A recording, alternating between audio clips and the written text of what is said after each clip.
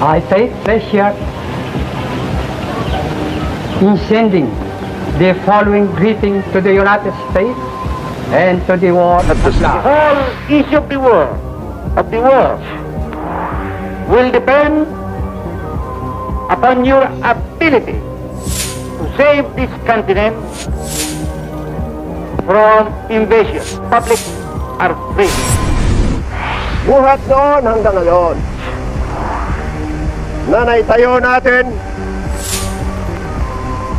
ang bagong Republika ng Pilipinas. Kamatayan, sapagkat ang kamatayan may matamis, katulad ng tinuro ng ating mga bayani. Jackson swears in Vice President Sergio Osmeña as President of the Philippine Commonwealth in Washington. We need immediate relief and financial assistance to tide us over.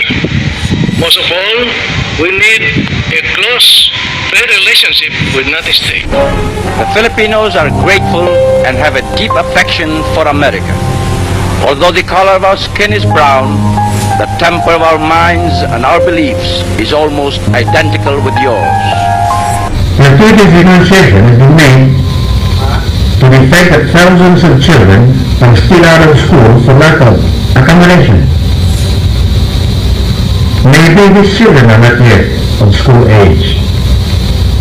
In all our history as a young nation, this is the first time in which no child of school age can complain of having no place in our public school. I shall use all the force at my command to demand that the sovereign authority of government shall be respected and maintained. There can be no compromise with this loyalty.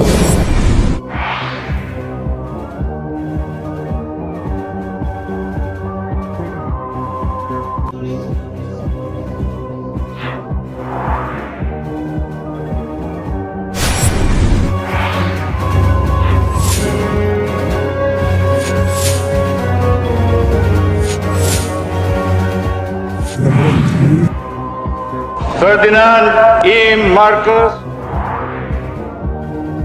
ay taimtim na sumusumpa. Natutuparin ko ng buong katapatan at mabuting pag-iisip ang mga tungkulin ko bilang pangulo ng Pilipinas. I, Corazon Cojuangco Aquino, do solemnly swear that I will faithfully and conscientiously fulfill my duties as President of the Philippines. From a base of zero growth, we are today being hailed as the new Asian Tiger Cub and the hottest emerging market in the region. Just 4 years, we are today regarded as living proof that democracy is not incompatible with development.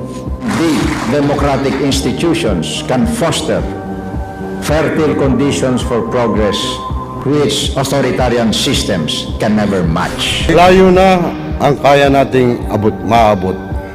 Kaya tayo susulong na ngayon.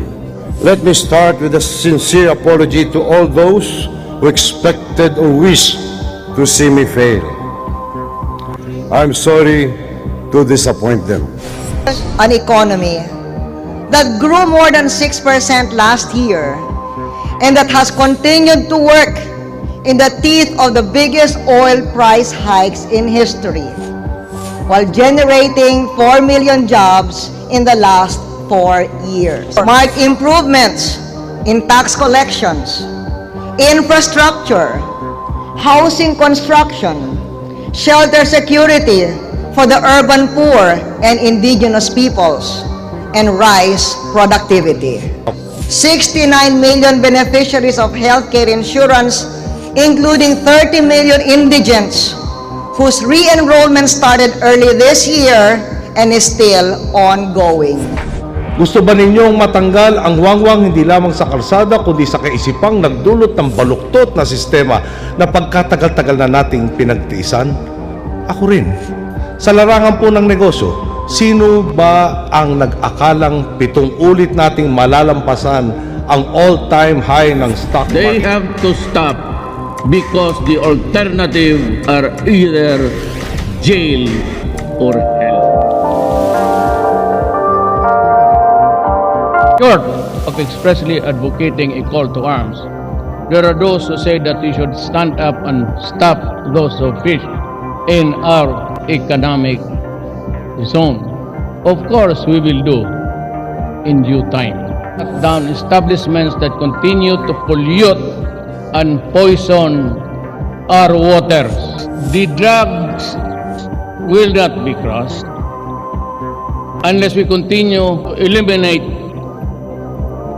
corruption.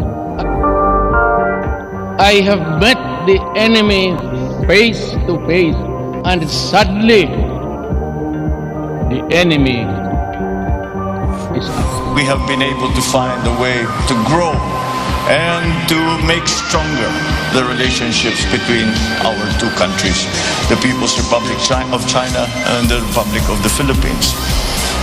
In many ways, the signing of the diplomatic agreement between the People's Republic and the Republic of the Philippines in 1975 was just a formalization or a normalization of an informal relationship that has been shown to go back at least to the Tang Dynasty. And that is how long the relationship between the Philippines and China has been going on, and this is at very many levels. And with the addition now of the addition in 1975 of the signing and normalization of diplomatic relations between our two countries, we formalized that informal relationship and added another facet to our dealings, in that we added government to government, and that has been something that I believe has been very advantageous to both our countries. And so how do I see the future between China and the Philippines?